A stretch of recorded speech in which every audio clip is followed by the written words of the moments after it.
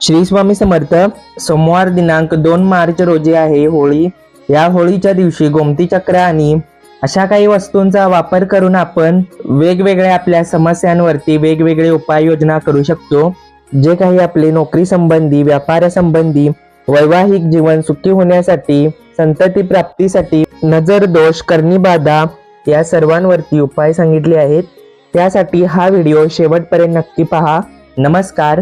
ओढ स्वामी सेवेची या माझ्या यूट्यूब चॅनेलमध्ये तुम्हा सर्वांचे स्वागत आहे. जर चॅनेलला सबस्क्राईब केला नसाल तर नक्की सबस्क्राईब करा.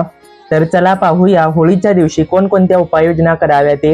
होळीच्या दिवशी होळीची पूजा मांडल्यानंतर, होळी प्रज्वलित केल्यानंतर पेटत्या होळीला 11 प्रदक्षिणा माराव्यात.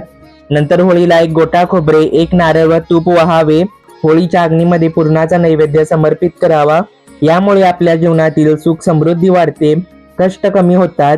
जर आपल्याला कुठल्या शत्रूचा त्रास होत असेल तर, किंवा आपल्या कामाच्या ठिकाणी जर आपल्याला कोण त्रास देत असेल तर 7 गोमती चक्रे घ्यावीत व उजव्या हातात घेऊन अशी प्रार्थना करावी की माझ्या जीवनातील मला त्रास देणाऱ्या शत्रूंचा त्रास नाहीसा होऊ दे. जे काही माझे शत्रू असतील त्या शत्रूंमुळे माझ्या जीवनात कोणतीही बाधा येऊ नये.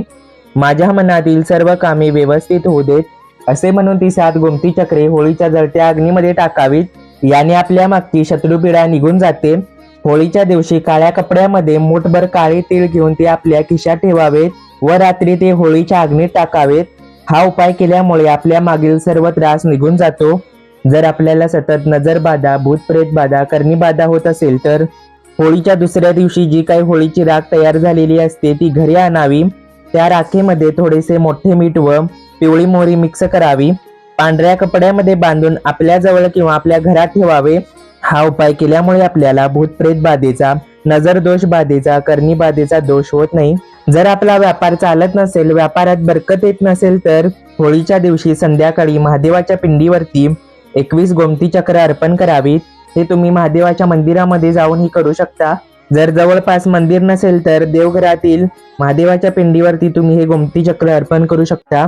अर्पण केल्यावरती आपली जी काही इच्छा आहे ती सांगावी, प्रार्थना करावी. या उपायामुळे व्यापारात व नोकरीत उन्नती होते.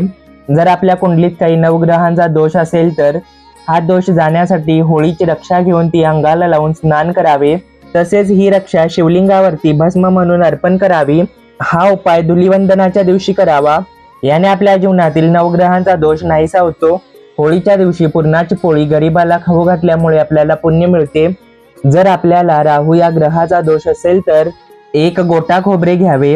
गोटा खोबरे म्हणजे नारळातील पाणी आटल्यानंतर, नारळ फोडल्यानंतर गोल स्वरूपात खोबरे भेटते. नारळाला छोटेसे छिद्र तयार करावे. त्या नारळामध्ये गोडे तेल भरावे व थोडासा गुळही त्या नारळामध्ये टाकावा. ज्या व्यक्तीला राहूचा त्रास असेल त्या व्यक्तीच्या अंगावरून तो नारळ 7 वेळा उतरवून घ्यावा व तो नारळ होळीच्या अग्नीमध्ये टाकावा. या उपायामुळे आपल्याला वर्षभर राहूचा त्रास होत नाही. जर काही राहूचा त्रास असेल तर तो त्रास निघून जातो व आडलेली कामे आपली पूर्ण होतात.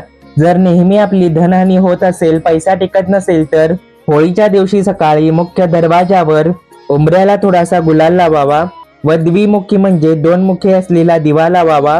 त्या दिव्यामध्ये 11 काळे ओडीत टाकावेत व यावेळी आपली धनहानी होत असेल किंवा पैसा टिकत नसेल तर प्रार्थना करावी.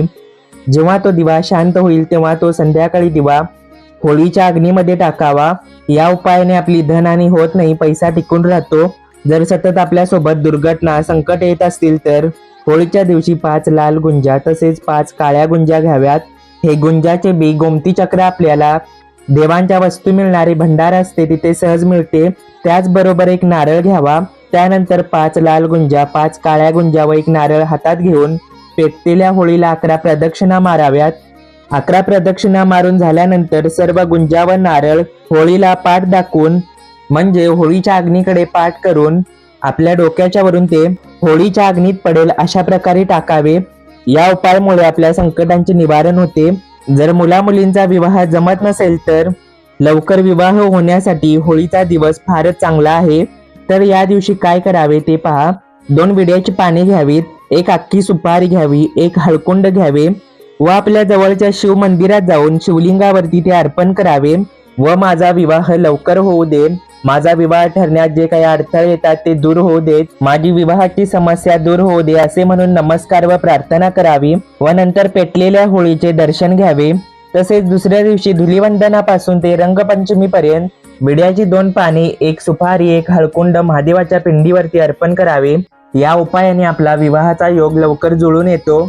जर पती पत्नीचे पटत नसेल तर, विवाह सौख्य नसेल तर, संतती नसेल तर 3 गोमती चक्रे घ्यावीत व ती शिवलिंगावरती अर्पण करावीत. ओम नमः शिवाय या मंत्राचा 21 वेळा जप करावा. त्यानंतर ती चक्रे घरी आणून कपाटात ठेवावीत. हा उपाय केल्यामुळे वैवाहिक जीवनात सौख्य वाढते, संततीचा योग बळकट होतो. दुसरा उपाय नजर दोष व बाधा निवारण्यासाठी असा आहे. 5 गोमती चक्र काळ्या कपड्यात बांधावीत व घरातील प्रत्येक सदस्यावरून ती 7 वेळा उतरवून घ्यावीत. 7 वेळा उतारा काढून झाल्यानंतर बांधलेल्या कपड्याबरोबरच 5 गोमती चक्र होळीच्या अग्नीमध्ये टाकावीत. जर आपल्या डोक्यावरील कर्ज कमी होत नसेल तर, कर्जाचा डोंगर वाढतच जात असेल तर शेंडी असलेला नारळ घ्यावा. शेंडी आपल्या बाजूला करून घरातील जे देव आहेत त्यांच्या समोर तो नारळ ठेवावा किंवा शेंडी आपल्याकडे करून उजव्या हातामध्ये तो नारळ घेऊन नृसिंह ऋणमोचक स्तोत्र 21 वेळा वाचून तो नारळ होळीच्या अग्नीमध्ये अर्पण करावा. होळीच्या दिवसापासून रोज एकदा हे स्तोत्र वाचावे. यामुळे कर्ज कमी होण्यास मदत होते. अशा प्रकारे आपल्याला जी काही समस्या असेल त्या समस्येवरती आपण हा उपाय नक्की करावा. तर ही माहिती तुम्हाला कशी वाटली ते कमेंट करून नक्की सांगा. जर हा व्हिडिओ आवडला तर लाईक करा, शेअर करा. जर सबस्क्राईब केला नसाल तर नक्की सबस्क्राईब करा. श्री स्वामी समर्थ.